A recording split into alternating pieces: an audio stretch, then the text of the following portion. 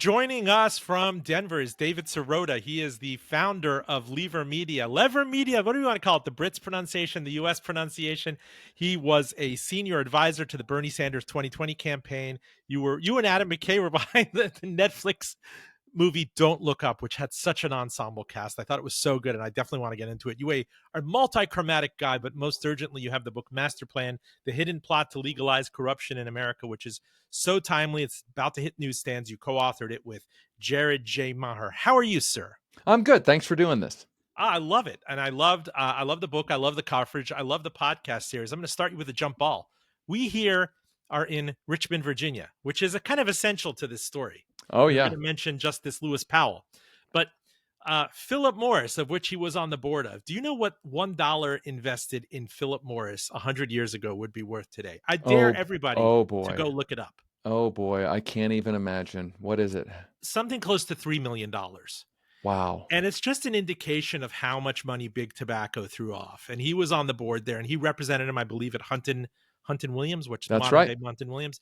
And I guess in the through line of the book, you take us in the inception is kind of this long scheme. I don't know if you call it a long con, but this long plan for corporations to kind of wrest back control, wrest supremacy from a budding kind of populism movement that came around Watergate. If you take us back to the early 70s and the Powell memo, because I want to draw a through line for this book, take us back to Lewis Powell, the connection to Philip Morris, corporate America, the pushback, and what this memo said and how it went viral for its age.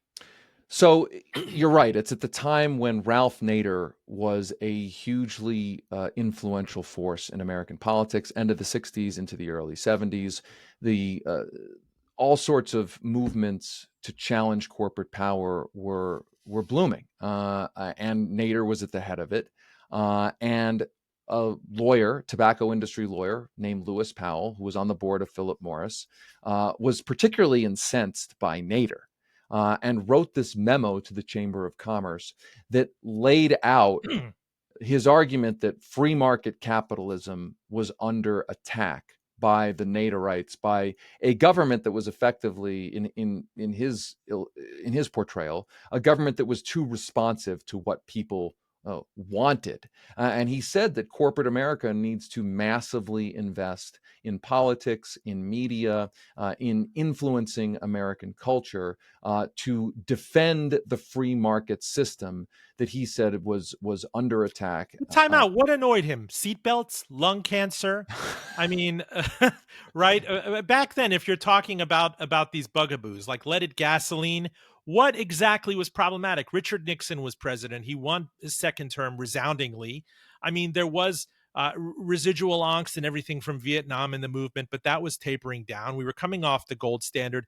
Why be so annoyed to start the 1970s? Yeah, I mean, it's a great question. And I think that they had gotten so used to getting their way that the 10, 15, 20 years of the 60s, where there was a lot of changes in government, where the government started regulating corporations, felt like an assault. I mean, there's that old quote that, like, sort of, if you've gotten used to getting your way for so long, any pushback feels like oppression. Right. I mean, and they saw themselves as, we're talking about the most powerful corporate and political folks in America. They saw themselves as victims, as potentially being oppressed. And so Powell issues this memo, and very soon after, we're talking about months after, he gets appointed to the Supreme Court by Richard Nixon, and he is in a position to execute on what his memo is calling for. And very soon after he gets on the court, he helps engineer a radical court ruling that, for the first time ever, enshrines the idea that money in politics is not influence and vote buying. Money in politics is constitutionally protected speech. This is the Buckley v. Vallejo decision. And soon after that, Powell works behind the scenes at the court to engineer another ruling that takes a relatively esoteric and small case out of Massachusetts and declare that corporations have those rights to constitutionally protected speech in elections. That Bellotti decision becomes the foundation for Citizens United. And I think it's important to point out here that deregulating the campaign finance system, which is the master plan that we trace in this book, that is central to the Powell memo's call to arms, because what they're essentially saying is democracy has become a problem to corporate money, corporate power, and oligarchy. And so part of what we need to do is make it easier for those of us with power and money to influence the elections that choose the elected officials who make the government policy. In other words, if your problem is that in a one-person, one-vote democracy, you're not getting the policies, you as an oligarch or you as a corporation, you're not getting the policies that you want, what you have to try to do is to try to change the rules of the democracy to allow your money and power to continue wielding disproportionate power over policy. So the campaign finance stuff is central to the mission of protecting and expanding corporate power. Now, yeah, it is a fascination of mine, the tobacco industry, and actually Big Mo, Philip Morris USA, which is now Altria, which is 2 miles from my house here. You have to imagine, kind of axiomatically, even well after the Surgeon General's report, if you're making something that's inherently carcinogenic that will kill when used, when if you take it apart, it's not open to debate. I mean, there's cadmium and various other heavy metals and toxins and carcinogens in it. It increases the risk of pancreatic, lung cancer, heart attack, congestive. I mean, you have to have a lot of money behind that to fund that as a still legal product that can be sold and ubiquitous in gas stations and grocery stores. I mean, there's nadir and unsafe at any speed, and then there's cigarettes, and cigarettes being ubiquitous and cigarettes being offered everywhere. And he was on the board of that company. So you have to be a very kind of a particular free marketer. There are people who believe in, I guess, an early 20th century free market and the jungle, and you're at your own risk if you buy a cut of beef somewhere. And there are others that believe we need a guardrail to it. And I was stunned at the extent to which this was, throw off all impediments and all regulation. And I should mention, it's worth mentioning Lewis Powell's own experience. I mean, Lewis Powell was working at Philip Morris, was helping run Philip Morris at the time that Philip Morris was trying to cover up the link between smoking and cancer. And so I do think part of what radicalized Lewis Powell was the experience of watching his own industry be brought under much greater scrutiny. It was sort of a radicalizing process for him to, from his perspective, hey, we've got a great business here. It's been going great for many, many decades. And now we got these for 50 years, it was one of the most profitable companies in America, which is why I quite don't understand the lament. Was the Surgeon General not supposed to say what? Was he upset that they weren't able to advertise on TV starting in the early 70s? Well, remember they were for a long time, they were trying to deny it. They were on there saying, "Oh, there's no proven link." I mean, it's the playbook of the climate deniers was first the playbook of the tobacco industry. So I think they were trying to just pretend it wasn't really happening, and I think that was really radicalizing for Powell, and I think that's why he authored this, and from that Powell memo, and this is the thing that one of the things our book reveals. There's been a lot of talk about the Powell memo. How influential was it? Was it really just like a 1970s version of kind of like a Reddit thread that nobody really read? Well, what we've uncovered for the first time is quite the opposite. That there was a ton of organizing around the Powell memo, that the Chamber of Commerce had a whole task force. Well, they wanted influencers. That, according to your book, they wanted people out there on campuses, in radio, paid advertisements. This was a long, can I quite call it a plot? A long con. It's a master plan. Like, I mean, and the thing, here's the thing, man. Here's the thing. The line in Adam McKay's movie where they're like, oh, in The Big Short, another movie where they're like, they're confessing. And then the guy says, no, they're not confessing. They're bragging, right? Like, they wrote it all down in, up until now, secret documents where they're not confessing to it. They're boasting about what they were doing to implement the directives of the Powell memo. We're talking about, producing movies. We're talking about producing radio actualities. We're talking about essentially infiltrating media. You had some of the country's executives from the biggest media companies in the world on the Powell Memo task I mean, to force. think that the people that they brought in, Jimmy Stewart and the voice of CBS News, we're going to get into CBS News because of the acquisition of Paramount and what's happening with the free press and the coda in your book, really bringing it into real time. It's great that it drops when it does. But here's what's interesting to me, and it's a jump ball for you. Where was one Roger Ailes in the mid 1970s? This is fascinating. So, in the course of our research, we find all these people going to these Powell Memo task force meetings, talking with corporate executives how to implement this.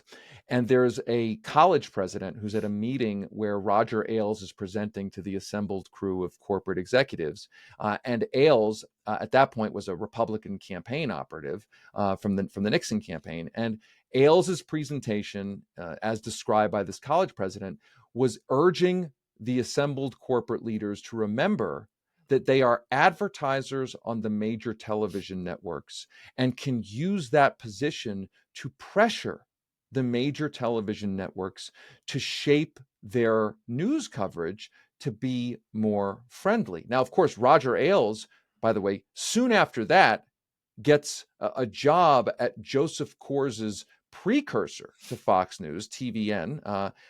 He gets a job, and there's a quote in the Columbia Journalism Review that's amazing, where they basically are saying, yeah, the Corses hired him, even though he's not a journalist. In fact, because he's not a journalist, because he's a Republican, they don't trust newsmen. Ailes, of course, goes on to create Fox News. Kors, by the way, as we reveal in our book, Kors is on audio that had never been heard before, where he says, I was stirred into starting to fund the Heritage Foundation, into political philanthropy, aka funding the conservative movement, by the Powell Memo itself. So there's another link where a guy with a lot of money gets the Powell Memo and says, you know what? Tell me where to start writing checks. He becomes the founding funder of the Heritage Foundation, which produces Mandate for Leadership, which was the original version of Project 2025, in that case for Ronald Reagan. So it all flows from there. And the thing is that there's all these, like, it's a really small universe. I mean, I'll give you another one. Like, we started calling it the Master Plan Cinematic Universe. Remember that court case I told you about, the one that equated money with constitutionally protected Was it speech? Buckley? Buckley.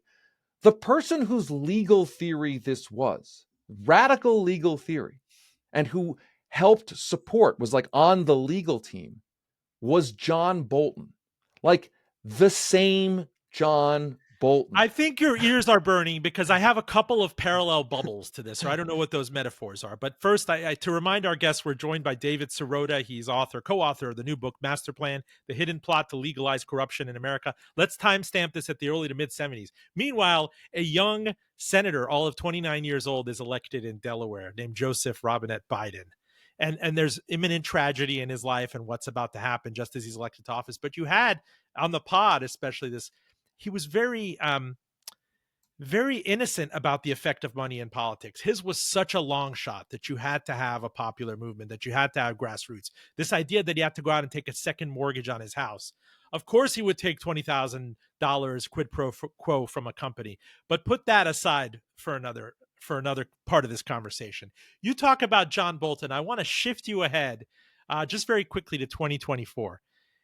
If I had told you what kind of stars would have to align for Dick Cheney, was he not previously the CEO of Halliburton, Right? and Alexandria Ocasio-Cortez to vote for the same Democratic nominee in 2024? Is that jumping ahead too much, or I mean, who would that be? Who would that be if you had to just tabula rasa come up with that? Would it be Kamala Harris? I mean, because he was part of that Chamber of Commerce wing of the GOP.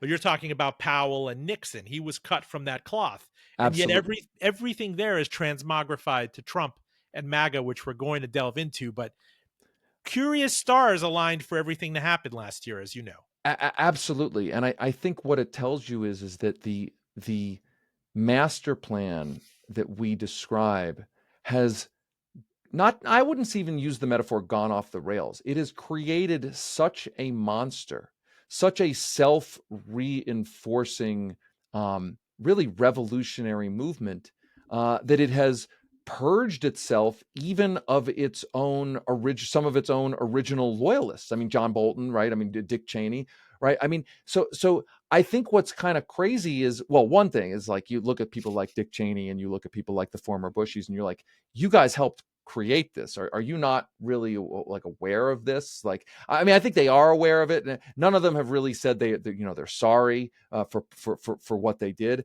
But I also think it's like, this is how extreme it's gotten. And I will say about Trump, right? I think Trump, as much as a pathological liar, I think that he is in a lot of his like individual statements, I think there's an honesty at a macro level when it comes to corruption, in that he's not really trying to hide it. It's That in your face. it's I like mean, that oil and gas meeting that you described, right. I'm kind of laundering it and saying it with a donation to the with a donation to the presidential library, to the Trump library, we can grease the skids, or the FCC saying we can do this the easy way or the hard way. There's something admirable about kind of nakedly wearing that out there, as opposed to saying, I am shocked that you would use the word corruption. I mean, you could euphemize it as transactionism. Absolutely. He is making clear what his view of corruption and transactions are, that this is how he views the way the government should work. And I think what's good about that, if you can call it good, is that it's clarifying. That I think it says to people, okay, they're not trying to hide it anymore. This is what the system is. I think the danger is that it says to the public, there's no such thing as corruption anymore. That's just the way it is. But I think the other potential side of it is that the public says, okay, they're not even trying to hide it. I can't even deny it anymore. And this corruption must have something to do with all the actual crises we are facing. And I think that, I mean, that to me here in the present moment is the most important question. Is there going to be an opposition party that says, listen, the corruption is not this like good government issue off to the side, ethics, corruption. It's not just this like sort of academic issue. Corruption is why the price of medical care, groceries, rent, et cetera, is high. The reason the government isn't intervening to solve these problems is because the people who are profiting off these problems have the money now inside of a deregulated campaign finance David, system to is the get. euphemism used in that in economics capture? Exactly. Have I heard Exactly. that? And there's kind of a fatalism to it. These people are just captured by Exactly. corporate money, right? Exactly. I use the David Foster Wallace metaphor, like that famous speech, and it's that speech, and he I'm paraphrasing here, but it's two fish are swimming are sitting there in the water. A fish swims by and says, "Hey guys, how do you like the water today?" And one of the fish turns to the other and says, "What's water?" The point being that you're so surrounded, you're so immersed in a system that you no longer realize it even exists. Corruption has now become like the water that American politics is immersed in. But my argument is it doesn't have to be that way, right? Like the master plan over 50 years created that immersion, but that doesn't mean we have to But accept it or you also tolerate it. get into it in rebuilding the blocks politically, and the chances for people like AOC or Mamdani or the small money movement that birthed Bernie Sanders. I'm thinking about um, look, to me, the very defining experience of my journalism career was the financial crisis in 2008, 2009. And I thought, in the thick of that, covering Wall Street for Business Week, we were next door to Lehman Brothers, that if there was anything that was going to get the American voter, a mom and pop, if that still exists, I know it's like Norman Rockwell-y type thing, but with pitchforks out, it was going to be subprime. It was going to be the bailout. It was going to be, oh my goodness, there are corporations that are getting bailed out. There are big banks who, for their profligacy and risk taking, setting the machine on fire and everything. Taxpayers are bailing that out. And yet it happened. Obama comes to office. You have Rahm Emanuel saying we shouldn't waste a crisis. And then a next big event in your through line, to my mind, is 2010, Citizens United. The fact that that happened, I think, evinces to me that you are so removed from the public or voter will, from the electoral college to where the Supreme Court was stacked, that it dilutes. You talk about water and diluting. And did you cite a stat from Princeton or somewhere that the public will, or what the public wants, accounts for such a tiny sliver of actual policymaking? I agree with everything that you said, but I would argue that we did see a reaction to the financial crisis. By that I mean The financial crisis, I think, boosted Barack Obama into office. He made a lot of populist campaign promises. The problem is that he then, to my mind, turned hope and change into more of the same and delivered and prioritized delivering for his Wall Street donors by bailing them out while they foreclosed on millions of Americans. And there was this moment where the politics could have gone one or two ways. That first 2 years of Obama, the populist anger could have been channeled into something like a New Deal. But when Obama did what I just recounted, it allowed the Tea Party to essentially channel the anger into You its really movement. think he could have co-opted the people who, I think there was some racism tinged in that, you have to grant that if he came out and really stuck to his kind of social justice, there were other things. He took a black eye for Obamacare and the Affordable Care Act, and he took huge midterm losses. But you really think he could have tacked back to the left or to the people who I have don't think. burnt the way of gains, the political I don't think capital? it was the left. Left or right. I think when he campaigned and said, for instance, um, that people should be able to do cram down. That's one example. Cram down was like, if you're bankrupt or you're in foreclosure, the judge can reduce the price of your house so that you get to stay in your house, and the bank sort of has to take a haircut on the mortgages. I think had he gone populist in trying to keep as many foreclosures from happening as possible, I think it would have been a huge help. Instead, he walked into being portrayed as he's bailing out the banks while 10 million people are being thrown out of their Could he have homes. done that if the model was built? I mean, prior to this, the only Democrat elected right after Carter was Clinton. And Mm-hmm. I guess he triangulated his way into this. I'm thinking about Larry Summers and Robert Rubin. If you think about was it the Time magazine cover, the Committee to Right, Save the right, World? right. There was a Chamber of Commerce wing of the Democratic Party, and 100%. .com and Wall Street, and that sold well, and that triangulation worked. And I mean, I'm amazed. They did say that like, Al Gore. Look, this is another dated stat. Al Gore might have won in 2000 I had mean, he had I would ask Clinton you, did it campaign work? in West Virginia. I mean, Bill Clinton, I'm not trying to like revert history here, but Bill Clinton won less than 50% of the vote and probably wouldn't have won had there Had not Ross been Perot Ross not. Perot. And everyone Correct. forgets who Ross Perot is. I guess my point is, at that moment in history, it's kind of like the New Deal moment, where there was a corporate wing or a business wing of the Democratic Party in the 1930s. There was a big fight in the Democratic Party, and FDR saw his opportunity.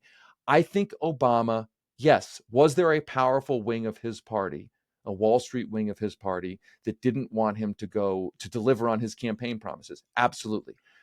Could somebody coming into that office with the mandate that he had and the congressional majorities that he had made a real good old college try to do something different? Could that person have tried? Yes. He chose not to. And let's bring it all the way back to the master plan, that I think it's harder to make those choices to try to really deliver for the people in a deregulated campaign finance system where that if you try to do anything, you could be spent into the ground, and where it's much easier to just do the bidding of your donors. And I think that speaks to this like silent part of the corruption paradigm. We talk a lot in our reporting on corruption about a politician gets money and then does something.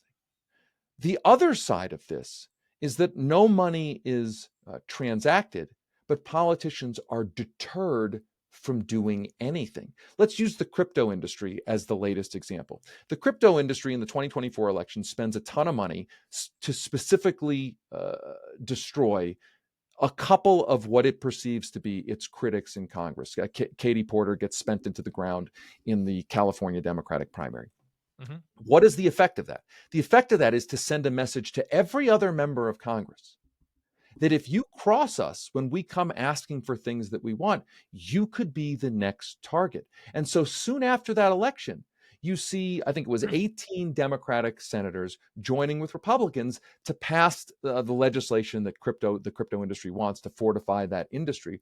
The point being, many of those 18 Democrats may not have gotten campaign contributions from crypto. Maybe no money was spent But at it was all. the intimidation It's tactic, the just like Trump intimidation threatening tactic. to primary a person doesn't fall in line. I had a senator say to me at one point, look, if I have a bill that takes on a powerful industry, not only am I running the risk of being spent into the ground in my next election, but all that industry has to do is walk over to my Senate colleagues and wave their wallet around without even spending any money and say, you get on his bill, we're coming for you.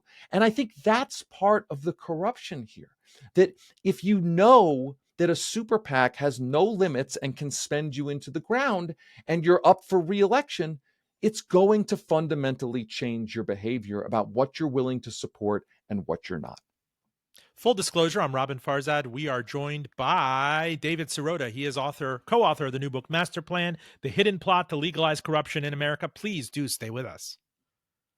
This show podcast to NPR, Spotify, Apple. We are on YouTube, video and podcast, and follow us on all social media. I'm on Instagram, LinkedIn. The handle is Roben Farzad. A shout out to our radio listeners on WVTF, Radio IQ, Virginia's NPR news source. And a reminder that we have a honking live show with Chef Patrick O'Connell for his 80th birthday. The famed Pope of American cuisine from the Inn at Little Washington joins us at the Virginia Museum of History and Culture on November 9th. You can go to their website for tickets while they do last. Join us November 9th for Full Disclosure Live with the Inn at Little Washington.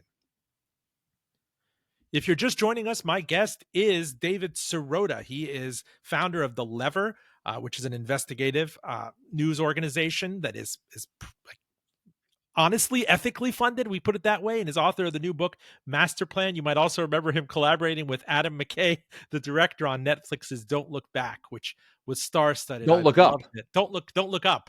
I mean, we're looking back. The asteroid's coming from above. But I will get into that group think as well. You got to get us into Citizens United on the timeline of this, because you very deftly drew a through line from everything that happened, stacking the Supreme Court, campuses, different opinions, money and companies as treated as people effectively, to Citizens United, which might not be a household Supreme Court case like Roe v. Wade or Brown v. Board, but it was a biggie.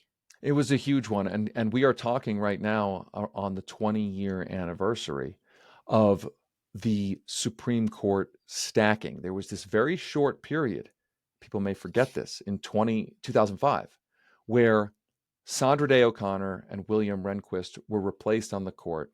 Yeah, he had a hole in his throat. I remember, in a wheelchair. Right. He was on death's bed. That's right. And they were replaced by John Roberts and Sam Alito. And what's important in this story of corruption and deregulating the campaign finance system is, so I told you about that case that Lewis Powell did that created corporations have rights to spend in elections. Yes. Lewis Powell is then replaced on the court in the 1980s by Anthony Kennedy, who would become the author of Citizens United. Anthony Kennedy, by the way, also forgotten history.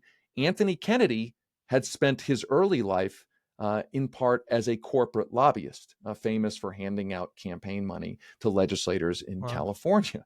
He was also an architect of one of Ronald Reagan's most far-right ballot measures when Reagan was governor.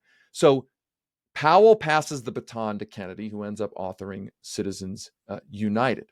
And the Citizens United case comes into court, and it was engineered. And that's the funny thing. The story told about it was, a guy was trying to produce a movie about Hillary Clinton, and that the FEC kind of came knocking on his door. The Federal Election Commission. Right.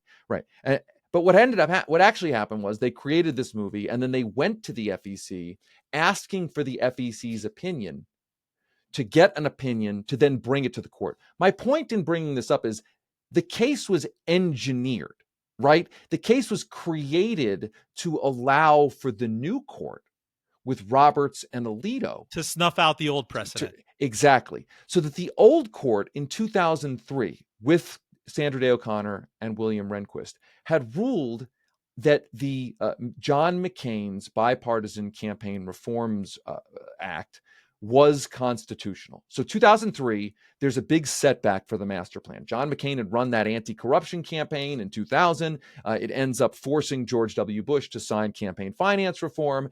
The Rehnquist court stands it up. It's a footnote, McCain-Feingold. Exactly. Now it's a footnote, because after that switcheroo of Sandra Day O'Connor and Rehnquist becoming Roberts and Alito, they engineer the Citizens United case by eliciting that ruling from the Federal Election Commission to bring it to the court. And what happens is, the details in this are kind of crazy. The case is, the beginning of the case is about the merits, this movie, the technicalities.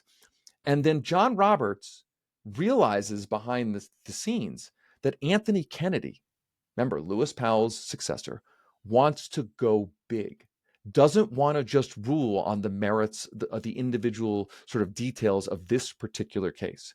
And David Souter, who's on the court at that point, is apparently super pissed off and is ready to publish this incendiary dissent, basically saying the court, we don't actually know what it was going to say. It's one of the last remaining myths, or not myths, the last remaining documents that no one has, and people have seen it, but it's never been published.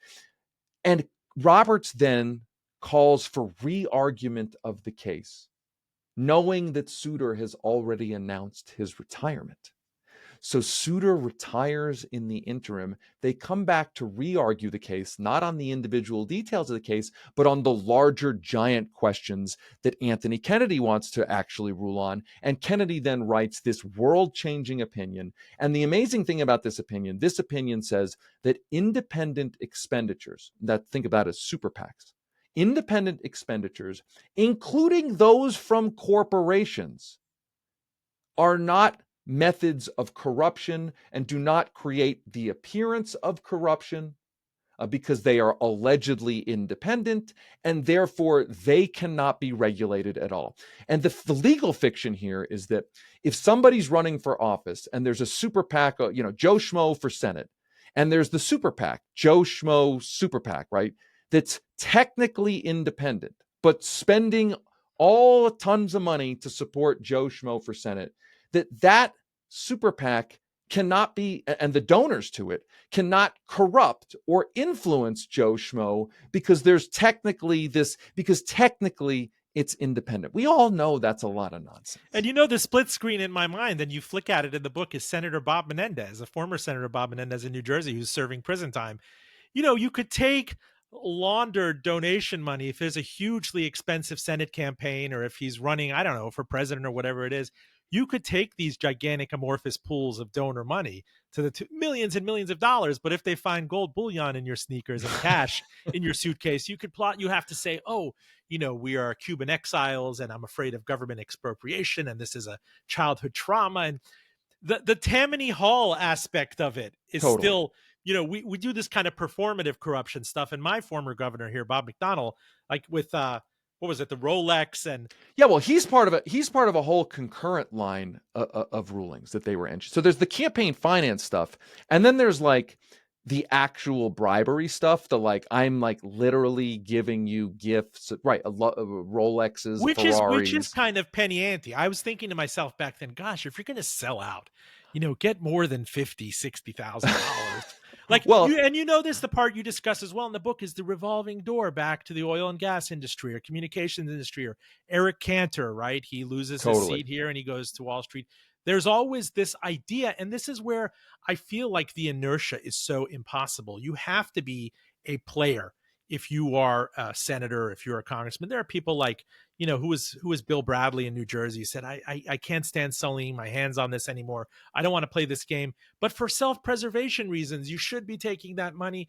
And for posterity, for family wealth reasons, when you leave this place, you're going to need the money. You're going to need the speaking gigs. It is so difficult to tell someone like a Feingold, to tell someone like a Bernie Sanders to be puritanical about it. Yeah, and the thing is that the court, the part of the master plan that we uncover in the book is that they're trying to narrow how prosecutable bribery is. Bob McDonnell gets convicted and then gets his conviction overturned because they narrow the definition of what a so-called official act is. Essentially giving access to people giving you gifts, and then you as governor giving them access to special access to various officials I mean, can inside you of your administration. imagine the Menendez bunco in a Sopranos episode, like a halal scheme that Tony Totally. and his gang kind of schemed up in In North fact, there Jersey? was that state senator in The Sopranos, the guy Right, from which is Animal House, who was so this guy got prison, and I think about it in split screen format again of how much of it is performative, the laundered side institutionalized with the Supreme Court's blessing that says speech is money. These company, and how can you prove if you give someone millions of dollars from totally. And PAC or meanwhile, something that they're going to act on it? the court is issuing these rulings, making it harder and harder to prosecute this kind of bribery, while you've got Clarence Thomas and Sam Alito getting lavish gifts from billionaires who with business before the court. So they're making it harder to prosecute bribery while they're engaging in accepting. Let me understand this. A Clarence Thomas could not have gotten prosecuted. There was no mechanism like there was for the FBI to bust Bob Menendez, right? There's no code of conduct, or can they stage a sting of a sitting Supreme Court justice if there's no HR office, if there's no, and they pushed back on this ethics code and code of conduct. That's what I was trying to understand. Yeah, so the Supreme Court has not really had a strong ethics code. The Supreme Court, in some ways, the judicial branch has to, in part, police itself. But certainly there are laws that members of the court are not immune from. Certainly, there's no precedent for a Supreme Court official to just break the law and not expect to be investigated by the FBI. But now, it hasn't happened. If it kind of de facto fell to Roberts to say, yeah, we take this up on a case-by-case basis. It's not like you could escalate it to HR, right? Or that's board right. Or shareholders. No, that's totally right. And here's the thing: the last ruling in this string of rulings was last year in this case in Indiana, where the court ruled that, and the case was basically this: a mayor of a small town in Indiana gave a municipal contract to a contractor, who then gave him a $10,000 payment after the fact. And the court essentially ruled that under its interpretation of federal anti-bribery laws, when this guy was convicted of bribery, that they overturned the conviction by saying, because the payment came after, it was not a bribe, it was a gratuity. I mean, you cannot make this up. Like, you cannot make this up. And now we have, it's worth mentioning, there is an appeal at the Supreme Court right now as we speak, asking for an overturning of a conviction in Ohio that in which a guy, a city councilman, got $20,000 worth of legal campaign contributions while he was supporting the donor's local development contract. The prosecutor successfully prosecuted on a quid pro quo situation. And what's being argued is Donald Trump reportedly offered oil industry donors favors in exchange for $1 billion. That was reported during the 2024 election. And if we allow this conviction in Ohio to stand, it could allow an aggressive prosecutor to prosecute somebody like Donald Trump in that oil donor situation for quid pro quo, and that as if that would be bad. In other words, what's being cited at the Supreme Court is pay to play is now so pervasive and so normalized that it should be considered for purposes of the law unprosecutable. It is Orwellian and very catch-22. I find in the speak and in the various things that are said here, they're almost excuses you hear in emergency rooms when people show up with bizarre injuries and they don't want to be embarrassed about it. But I think of the metaphor. I think of like the frog in the boiling pot of water. Right? Like, if you just keep turning up the heat, the frog may not notice. And then the frog's just like, oh, I'm in boiling water.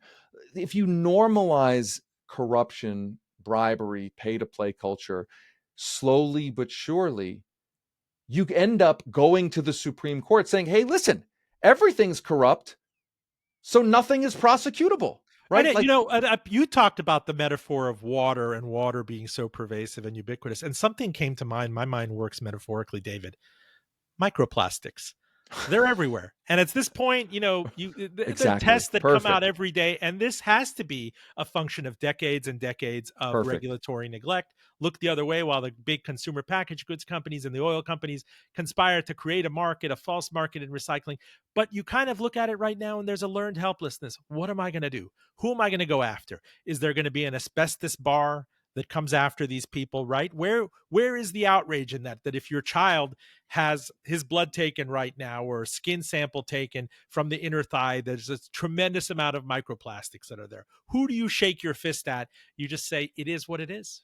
Yeah, I mean, that's a fair question. And look, I think part of the problem has been is that there was John McCain elevating this issue in a real way 25 years ago. And by the way, McCain had been singed by the Keating Five scandal, and he came Yeah, to the the savings and anti-corruption. loan crisis. Yeah. Exactly, he came to the anti-corruption cause with the zeal of a convert, as like, look, I was involved in this. This whole system is disgusting to me. I'm going to campaign. He almost won the Republican nomination at one point that people thought he might win.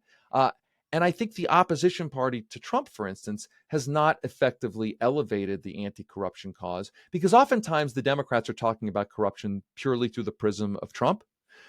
McCain was talking about it as a systemic problem, including his own party, which I think helped give him authenticity, right? And the Democrats largely have not done that. And so I think people hear the sort of Trump is corrupt argument as, oh, this is the Democrats making sort of a self-serving argument.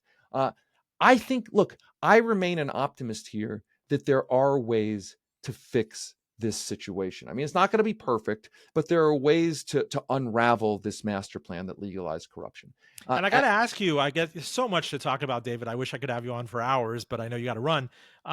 What about in parallel? You had this anecdote in 2024, just as Elon Musk is out there touting that I can buy the presidency, tweeting this stuff, like giving a crazy amount of money to the Trump campaign in 2024, and actually wielding that chainsaw as he came in and saying, "I'm harvesting what I kind of sowed." And in 2024, was it at the Democratic National Convention, the governor of Illinois, Governor Pritzker, saying, "I'm actually a real billionaire and Donald Trump is full of it." This stuff happens in parallel. It's to your point that it's so ubiquitous that you might as well just admit it, learn to stop worrying and love the money. Yeah, I don't. I would say go the other way, because I think if you look out, you can see ways to at least limit this. One, there are ways to require at least better disclosure so that we know who is spending what. Arizona, a very, very real swing state, not exactly a super like lefty, super blue state. It passed with 70% of the vote a new law to require full disclosure of dark money spending in its elections. You have a situation now in Montana. Montana, a red state, where luminaries of both parties are putting on the ballot a measure to say that corporations are not do not get all the rights of people. But and I know that this stuff doesn't poll anywhere. It's not even in the top 7, right? If people talk about grocery issues, war. Sure. But I just told you 70% of voters in Arizona, when it was put on the ballot, they voted for it. They passed it. I think in Montana, their ballot measure saying corporations in our state and out-of-state corporations operating in our state are not allowed to, we are not as a state granting them the power to spend in elections. Remember, corporate personhood emanates from what states define as powers of corporations. It's a longer subject of a longer discussion, but the entire Supreme Court premise that corporations are people is based on the fact that state laws treat corporations as people. But we'd be remiss if we didn't say that the Supreme Court was packed by the Trump presidency, and there's kind of more in the offing. When Obama, I'm always going to be haunted by this story of Barack Obama taking Supreme Court late Justice Ruth Bader Ginsburg out for a private low-key lunch in the West Wing back in 2013, saying, "Hey, I still got the Senate if you're thinking." And she's like, "No, thank you." Right. Totally. And meanwhile, the documentary comes out. This is someone who's had pancreatic cancer, colon cancer. She's the notorious RGB, and she's doing exercises and everything, but you knew it was going to end with her dying in the final days of the Trump administration. And Trump, playing like, it's like my goldfish diet and then appointing Amy Coney Barrett. But the bigger take, frankly, and it must have been very audacious to you, was when Brett Kavanaugh was put in, when it was, and I love the way you use the Darth Vader voice when you talk about Mitch McConnell, but they clearly were not going to let Obama in his final year appoint a Supreme Court justice. He just made that up, that doesn't fly. But then and Kavanaugh's role, what we uncover in the book, Kavanaugh's role, I didn't know this before we researched this book. Kavanaugh's role in the Bush administration as the guy who helps engineer the Roberts nomination. That's what I... And then he helps, this is crazy. Bush then nominates Harriet Miers. And Harriet Miers was perceived to be a moderate. And Kavanaugh, working in Harriet Miers' office, it blows the mind, ends up undermining her nomination, helps the conservative movement undermine and effectively kill her nomination so that their nomination is replaced by Alito. And then Kavanaugh, once those nominations go through, guess what? Now there's an opening on the DC Circuit Court for Brett Kavanaugh to be nominated onto, and thus the master plan. And the Federalist Society whispering. That current, he was their conduit, yes. Line. And, we recently had an episode of the famous quadruple agent Ricardo Monkey Morales. Google him as well. But one of his famous quotes is like, "At night, they all hold hands." So as apoplectic as Bush and Cheney might be about Trump, they're still out there calling on the phone for somebody like Kavanaugh to get confirmed. Absolutely. Right? I think about some of the prescriptions in this. How do you get enough, barring something like a financial crisis happening again in a pitchfork moment, how do you get people up in arms about Supreme Court term limits or constitutional amendments or, the Electoral College, much less this kind of electoral reform? It's really, really hard unless you uncover unbelievable rot, even a Watergate type moment for campaign finance, which maybe in a past life was the Keating Five or the SNL thing. I thought in our adult lifetimes, it was the financial crisis, but that didn't stoke anything. I think the more that Trump has made this explicit, the more he creates the conditions for real change in the future in ways that we have seen at real crisis points. I guess what I mean is that it's one thing for the corruption to be sort of perceived as low grade and humming. Now that it's so in our face, I think it creates the conditions for much more radical, in a good way, change. I think you could see a Democratic candidate in 2028 campaigning in the McCain lane, as I call it. I think you could see a renewed push for something like public financing of elections. We haven't talked about this. To my mind, that's the gold standard. And I have studied that, and I can't imagine man on the street understanding the implications and that it's much more efficient and it gets will of the voter. It cuts out all of this capture and distortion.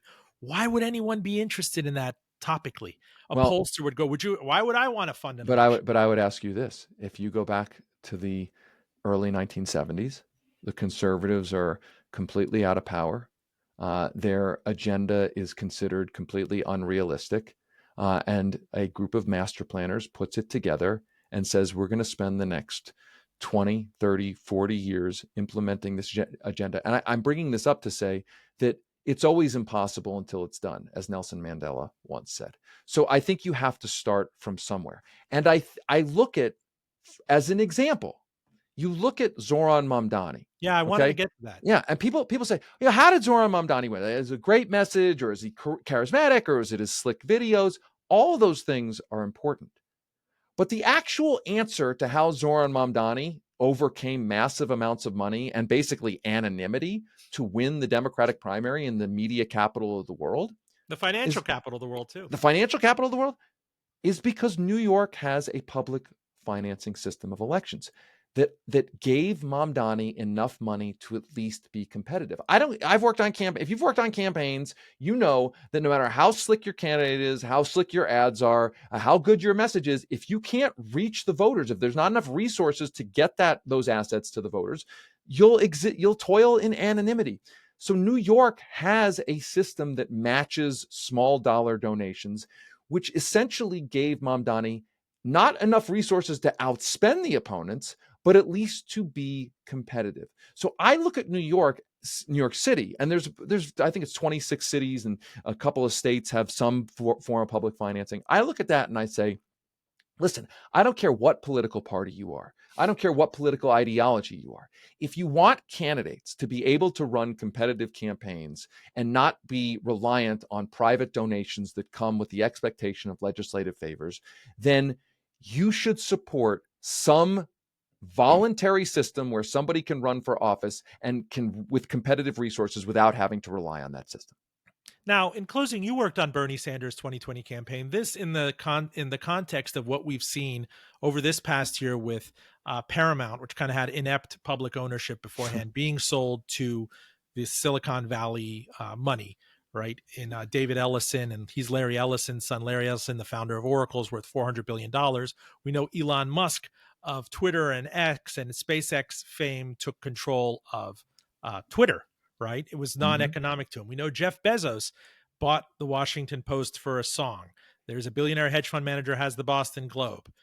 We think that the Ellisons might make a run at Warner Brothers, which owns CNN. There's been a lot in the news recently about CBS News having Bari Weiss installed, and she was the conservative blogger. She left the New York Times and the Free Press. I have to think that this was also a function in terms of reading your book of the long seeding. It reminds me in college, if you were a budding conservative newspaper person, a budding college Republican, there was Scaife Mellon money. There was Steve Forbes money. There was always donor money to make you a young Alex P. Keaton Republican. There was never that kind of on the progressive side. And those seeds are now coming to fruition decades later. Exactly. And I go back to that early 70s moment where the documents that we found about the Powell memo, let's go all the way back to that, the task force to implement the Powell memo. Major media companies didn't deploy journalists to expose the Powell memo task force. In quite the contrary, the executives of major media outlets were on the Powell memo, including CBS. I don't remember if it was part of Westinghouse or what the CBS's president. We found out this letter is incredible. This letter from this president of CBS, who was writing to somebody about the Powell memo, he basically says, "I completely agree with its entire analysis. The free market system is under attack by media, by not only by academics but by the media, and I am working to correct the situation." That's his words. Working to correct the situation at CBS News with some success. I bring this up to say that the media has always been part of the target of the master plan, to infiltrate, to use media in the way it's being used. So I look at what's going on in media now, and I say, this is the culmination of the master plan.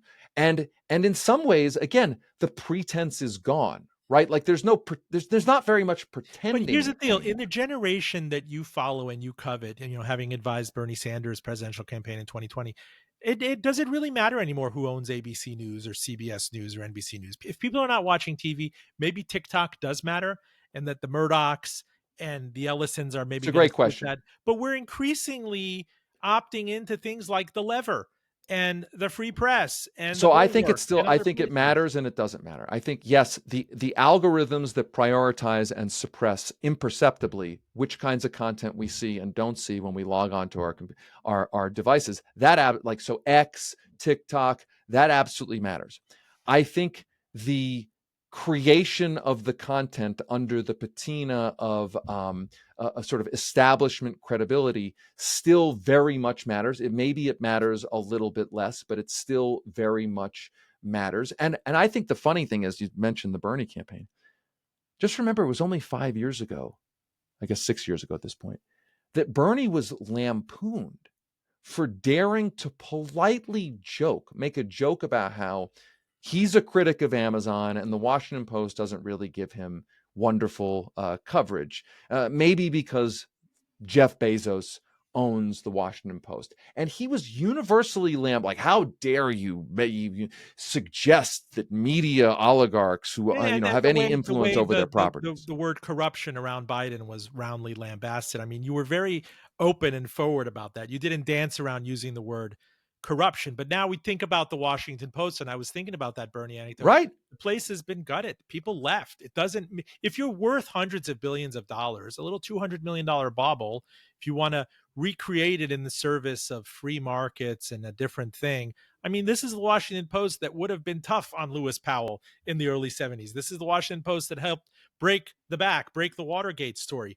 These institutions, you have a reader-supported, reader-funded investigative outlet.